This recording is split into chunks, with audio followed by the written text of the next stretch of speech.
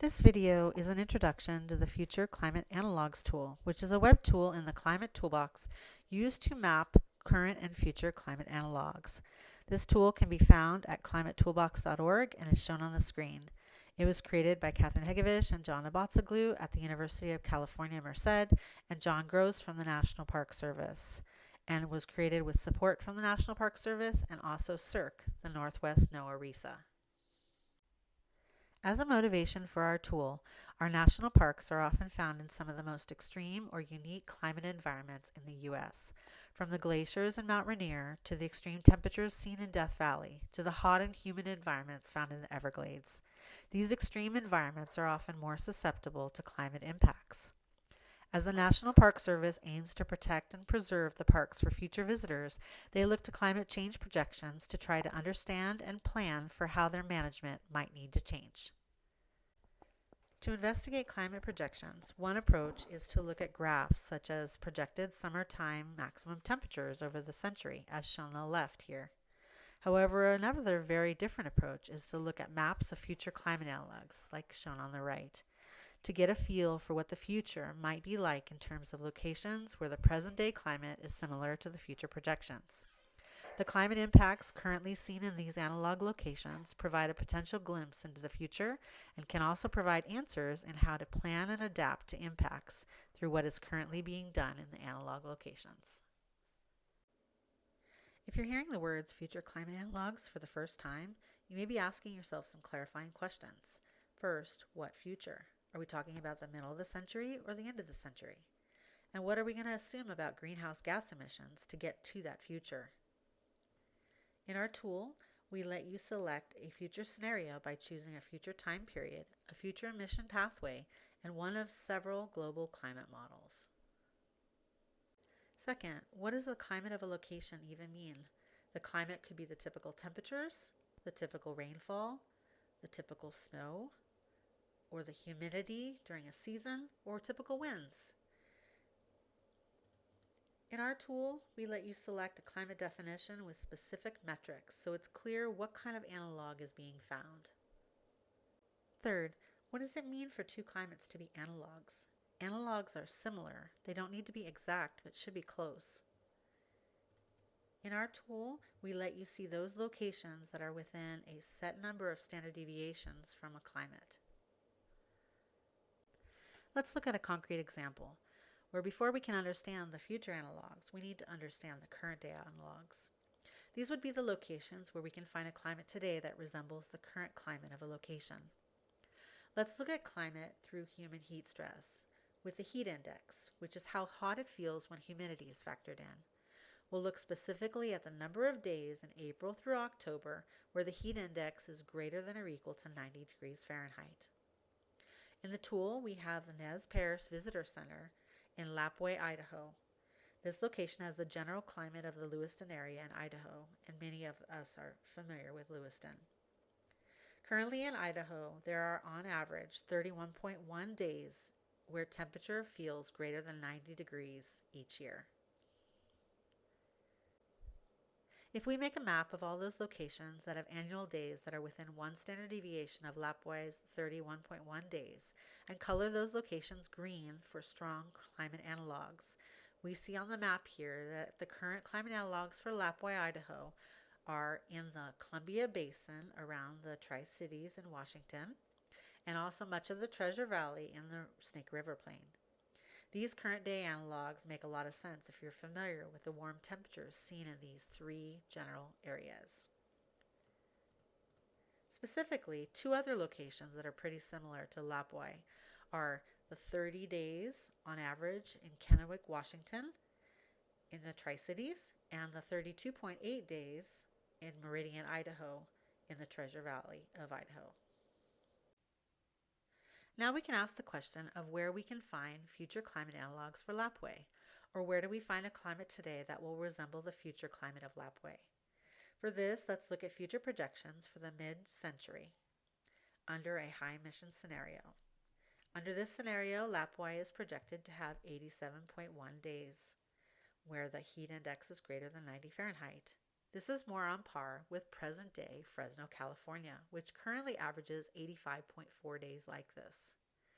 In fact, making a map of the future climate analogs for Lapwai reveals other general regions for climate analogs in the Central Valley of California, Central Texas, and across the Southeast.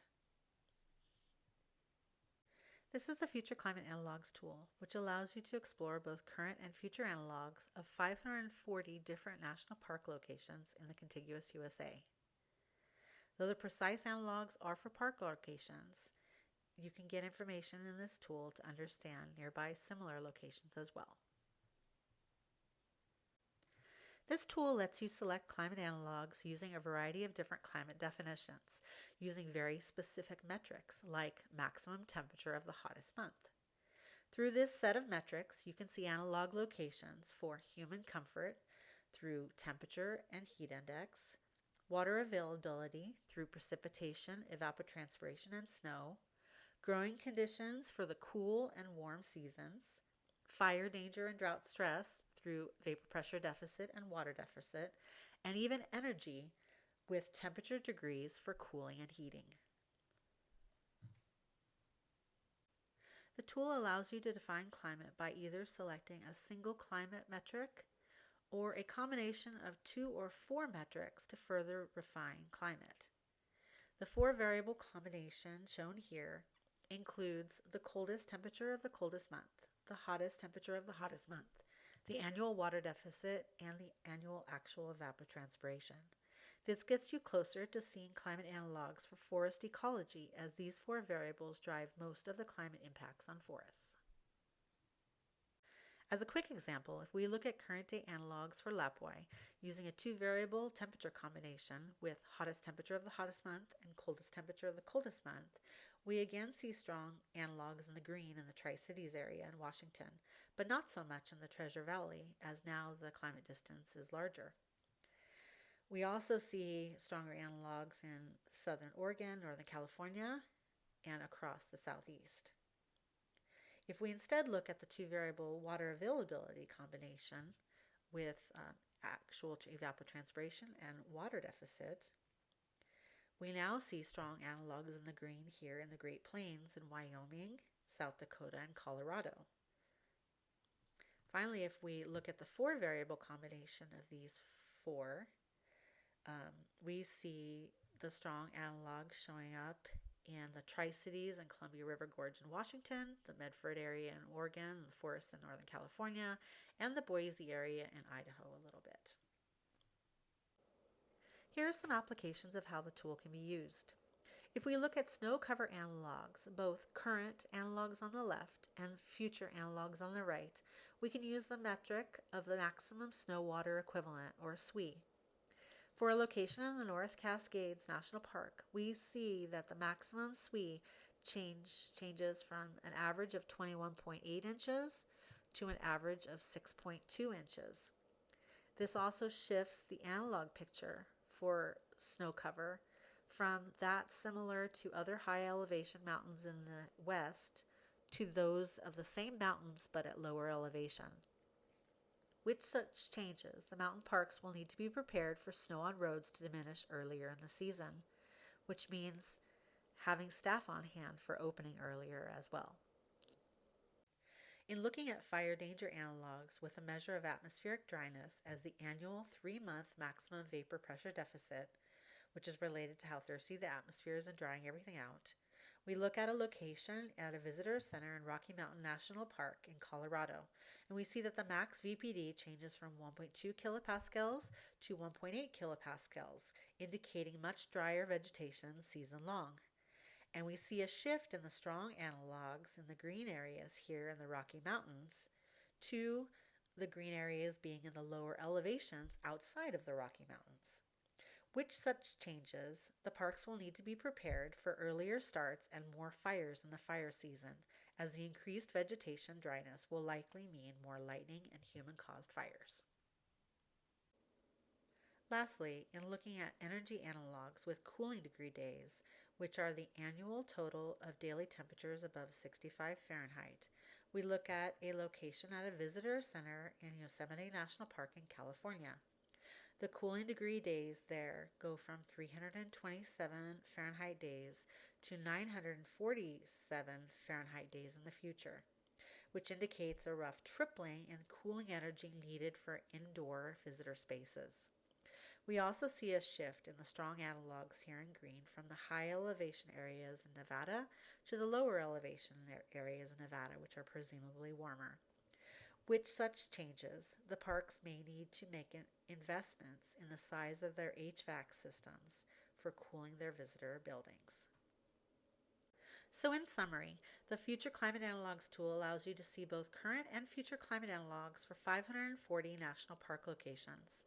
The tool has many climate definitions to describe human comfort, water availability, growing conditions, fire danger and drought stress, and energy.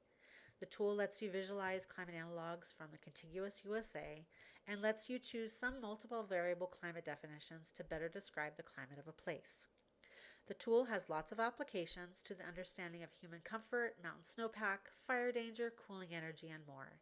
And lastly, you can find the Future Climate Analogs tool in the Climate Toolbox at this location. Thank you.